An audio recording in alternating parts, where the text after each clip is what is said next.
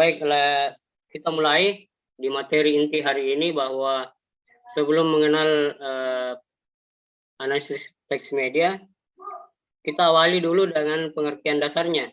Ada dua yang perlu kita definisikan dalam mata kuliah ini, dalam materi ini, yaitu apa itu analisis dan apa itu teks.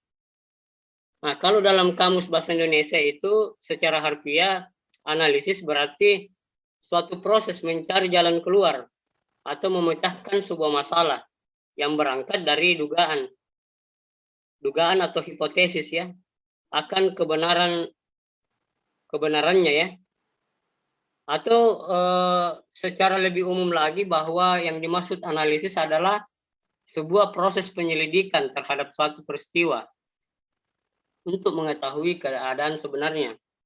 Jadi kata kuncinya adalah menyelidiki ya, penyelidikan. Nah, itu kata dasar dari analisis. Kalau merujuk ke pengertian secara bahasa atau harfiahnya. Kalau teks dalam Kamus Bahasa Indonesia itu berarti naskah atau kata-kata asli dari seorang pengarang ya. Kutipan dari kitab untuk sebuah ajaran agama ya. Atau juga berarti sebuah tulisan dasar materi pelajaran yang akan disampaikan kepada siswa, dan juga berarti wacana tertulis.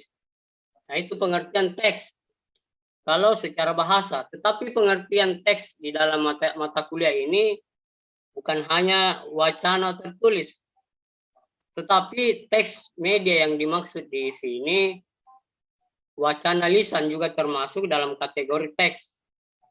Itulah mengapa kemudian saya katakan tadi di awal bahwa semua produk jurnalistik itu merupakan objek studi analisis teks media, karena bukan hanya tulisan surat kabar saja misalnya yang kita kaji.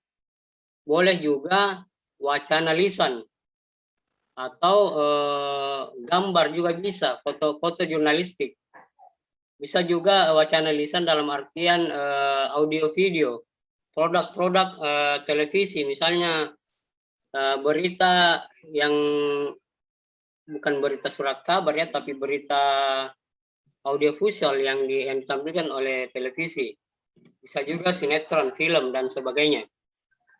Nah, itu pengertian teks secara dalam konteks analisis teks media. Di sini di materi ini ada pendapat Richard dan Clayden bahwa teks diartikan sebagai wacana lisan yang difiksasi ke dalam bentuk tulisan. Jadi ada proses transformasi ya dari teks, dari apa yang diucapkan atau wacana lisan kemudian dibentuk dalam sebuah tulisan. Nah, itu pengertian teks dalam arti berita surat kabar ya. Tapi lagi-lagi saya tekankan bahwa yang kita kaji di sini bukan hanya teks surat kabar, tapi hampir semua produk jurnalistik itu bisa dikaji melalui teks analisis teks media. Jadi kesimpulannya bahwa dapat dipahami bahwa teks itu bertransformasi ya. Apakah dia awalnya sebuah lisan menjadi tulisan? Apakah juga bisa berarti sebuah kalimat, kata-kata, ucapan yang terekam melalui audio video? Itu juga pengertian teks. Nah, kita masuk ke wilayah pengertian gabungan dari kedua kata antara analisis teks, analisis dan teks media. Di sini di buku saya ini sudah saya jelaskan bahwa analisis teks media tidak terbatas hanya mengkaji teks berita ya, tapi hampir semua produk jurnalistik. Sudah saya jelaskan tadi ya. Kemudian dapat menganalisis melalui pendekatan dengan beragam variannya. Nah, ini gambarnya. Tolong diperhatikan gambarnya ya. Ada gambar saya buat ini berbentuk rumah. Nah, ini konsep umum atau konsep besar dari analisis teks media. Tinggal lihat adik-adik mahasiswa bisa melihat gambarnya. Nah, di dalam rumah ini kita kita umpamakannya sebuah rumah itu analisis teks media. Di dalam rumah itu ada isinya, setidaknya ada tiga aspek di dalam rumah itu. Yang pertama adalah framing, analisis framing, yang kedua adalah semiotik, dan yang ketiga adalah discourse atau wacana. Jadi ada tiga model dalam analisis teks media. Apakah nantinya adik-adik mahasiswa memilih analisis framing, analisis semiotik, dan discourse, analisis wacana. Jadi tinggal pilih ya, yang mana paling dianggap dirasa mudah untuk dipakai sebagai teori dan metode. Jadi saya ulangi bahwa untuk lebih mudah memahami apa yang dimaksud analisis teks media, cukup ingat gambar ini ya, gambar rumah ini. Jadi kita umpamakan analisis teks media itu sebuah rumah besar yang di dalamnya ada 3 penghuni. Ada framing, ada semiotik, dan discourse. Tetapi perlu diingat ya bahwa masing-masing dari model ini ada lagi turunannya. Framing, kita sebut saja framing misalnya. Framing ini ada model-modelnya lagi di bawahnya. Apa yang dinaungi oleh framing? Apakah itu model framing Robert Edman, apakah Murray Edelman, William Edmondson, atau Zhongdan Pan dan Gerald Kosicki. Nah, itu beberapa pakar yang telah merumuskan analisis framing. Begitu juga kalau kita berbicara analisis semiotik. Analisis semiotik juga sudah punya turunannya itu maksudnya ada teori-teori di bawah analisis semiotik, yaitu teori semiotik yang dirumuskan Charles Sanders Peirce, Ferdinand de Saussure, atau Roland Barthes. Nah, tiga teori ini, 3 pakar inilah yang para pendiri semiotik di generasi awal ya. Yang pertama Peirce, yang kedua Sanders, Ferdinand de Saussure, dan yang ketiga adalah Roland Barthes. Seiring perjalanan waktunya, semiotik ini berkembang ya, dan telah banyak pakar-pakar juga yang sudah merumuskan teori semiotik. Nah, selanjutnya penghuni yang ketiga dari rumah besar ini adalah discourse, analisis wacana atau critical discourse analysis. Mungkin pernah ada yang mendengar ya. Analisis wacana itu juga punya pakar tersendiri atau beberapa ahli yang telah merumuskan teori tentang analisis teks media, analisis wacana kritis, dan bagaimana cara kerja dari analisis tersebut. Sebut saja misalnya Michael Foucault, Van Dijk, Theo van Leeuwen, atau Sarah Mills, dan Norman Fairclough. Nah, itu yang perlu saya jelaskan secara lebih singkat saja ya. Jadi saya ulangi bahwa untuk mengingat apa yang dimaksud analisis teks media, cukup adik-adik mahasiswa ingat gambar ini. Insya Allah saya share nanti di grup WhatsApp model gambar ini yang sudah saya selipkan juga di dalam buku karangan saya ya. Mudah-mudahan adik-adik mahasiswa sudah punya buku, bisa pinjam di seniornya, karena di seniornya itu yang di semester lalu sudah punya file ya, file PDF di buku ini. Bisa juga nantinya ada yang berminat untuk mencetaknya langsung, boleh pesan lewat saya, juga boleh difotokopi. Silahkan datang ke rumah, jalan-jalan ke rumah untuk sempat ada yang berminat untuk fotokopi buku saya ya, tentang analisis teks media. Saya kira itu penjelasan ringkas dari analisis teks media secara garis besarnya saja. Untuk penjelasan lebih detail apa itu analisis framing, apa itu analisis semiotik dan analisis wacana, nanti ada gilirannya masing-masing kelompok ya yang menjelaskan secara lebih detail. Saya di awal pertemuan ini, di materi yang kedua ini, hanya menjelaskan secara garis besarnya analisis teks media dan model-modelnya.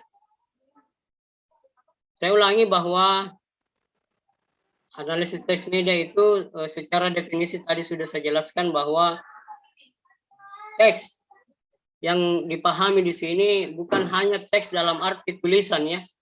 Jangan sampai adik-adik mahasiswa rancu pemikirannya tidak mengerti bahwa pengertian teks yang kita maksudkan dalam analisis teks media mata kuliah ini bukan hanya teks surat kabar, bukan hanya teks majalah yang tercetak, tapi teks yang dimaksud di sini di dalam pengertian para ahli analisis teks media itu adalah juga lisannya, bukan hanya tulisan tapi lisan juga termasuk juga nonverbal. Beberapa aspek komunikasi nonverbal, misalnya gestur. Nah, itu boleh diteliti. Contoh misalnya di mahasiswa yang pernah saya bimbing di UIN Alauddin Makassar itu meneliti tentang foto jurnalistik. Nah, tentu di pikiran adik-adik mahasiswa apanya yang diteliti kalau foto ya? Melalui analisis teks media. Ya jelas bahwa foto jurnalistik sangat relevan untuk diteliti, terutama menggunakan semiotik. Karena semiotik itu analisis tentang tanda-tanda komunikasi. Nah, maka di situ foto jurnalistik menjadi sangat relevan untuk dianalisis karena foto jurnalistik itu tanpa teks, maksud saya foto, khusus foto saja, gambar saja, itu banyak maknanya. Kemudian kalau kita menggunakan pendekatan semiotik, ya jelas bahwa semiotik ini tujuannya untuk menggali makna melalui foto-foto tersebut. Jadi harus diungkapkan bagaimana makna dari foto jurnalistik. Nah itu contohnya. Meskipun foto jurnalistik itu tidak disertai teks. Apalagi kalau berbicara masalah teori foto jurnalistik kan sudah ada teorinya itu. Ada, kalau saya tidak salah ingat, ada 9 teori foto jurnalistik, model-model foto jurnalistik ya, yang sudah digagas oleh komunitas foto jurnalistik sedunia. Ada 9 teori foto jurnalistik itu di dalam buku foto jurnalistik ya, silakan dibaca-baca ulang. Pada intinya bahwa saya ingin menyampaikan bahwa jangan sampai disalahpahami bahwa analisis teks media itu hanya mengkaji surat kabar. Tidak seperti itu ya. Tapi boleh mengkaji seluruh produk jurnalistik. Baik itu iklan, sinetron, talk show, yang terbukti, baik yang di media cetak surat kabar, media cetak media televisi, dan juga media cyber ya. Media online, boleh juga mengkaji berita-berita yang ada di media online, yang terpublikasi di internet, yang terpublikasi di media sosial. Nah, saya kira itu penjelasan ringkas saya mengenai pengertian secara detail analisis framing, analisis semiotik, dan analisis wacana kritis itu akan dibedah oleh kelompok 2 dan seterusnya ya. Kita akan berjumpa pada sesi berikutnya minggu depan itu, kalau saya tidak salah itu kelompok 2 akan membahas salah satu model analisis framing ya. Kelompok 2, 3 dan seterusnya. Termasuk juga analisis semiotik. Nah, baik adik-adik mahasiswa, sebelum saya menutup perjumpaan kita di Zoom kali ini, nanti di dalam proses perkuliahan kita juga nanti itu akan ada praktik ya, karena mata kuliah ini harus ada praktiknya langsung supaya mahasiswa paham bagaimana cara kerja dari analisis teks media. Insya Allah pada beberapa pertemuan nantinya akan saya berikan tugas untuk praktik analisis teks media. Bagaimana misalnya mengkaji berita atau film. Atau minimal semua kelompok mahasiswa yang sudah terbentuk itu secara berkelompok menelaah menganalisis jurnal. Itu sebagai alternatif pengganti praktik ya. Kalau misalkan tidak dimungkinkan untuk praktik langsung analisis teks media, boleh atau nanti saya arahkan untuk menelaah jurnal, hasil-hasil penelitian mahasiswa terdahulu, mahasiswa senior Anda yang sudah meneliti menggunakan analisis teks media. Mudah-mudahan ada ya, mudah-mudahan ada senior Anda yang pernah meneliti analisis teks media, dan itu nantinya akan dikaji secara berkelompok. Atau kalau tidak ada yang ditemukan penelitian yang terdahulu yang menggunakan teks media di IAIN Parepare, boleh mencari nanti hasil penelitian dari kampus lain ya. Oke, baik, saya kira itu pengantar dari saya untuk penjelasan umum tentang analisis teks media. Kalaupun ada yang ingin dipertanyakan, saya buka sesi tanya jawab di grup WhatsApp ya. Silahkan adik-adik mahasiswa yang ingin bertanya. Kalau memang betul-betul belum dipahami mengenai apa yang saya jelaskan tadi, pengertian analisis teks media dan modelnya, boleh bertanya di grup WhatsApp ya.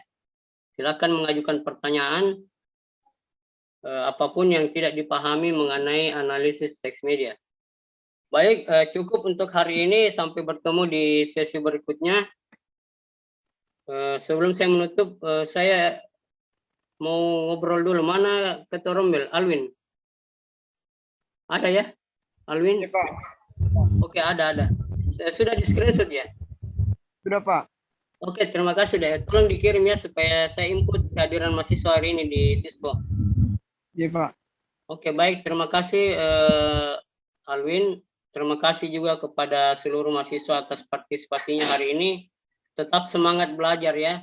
Karena mata kuliah ini sebenarnya mata kuliah yang sangat penting menurut saya sangat penting. Mudah-mudahan juga begitu anggapan mahasiswa bahwa mata kuliah ini sangat penting karena merupakan salah satu kata kunci untuk kesuksesan mahasiswa nantinya ketika menyusun skripsi.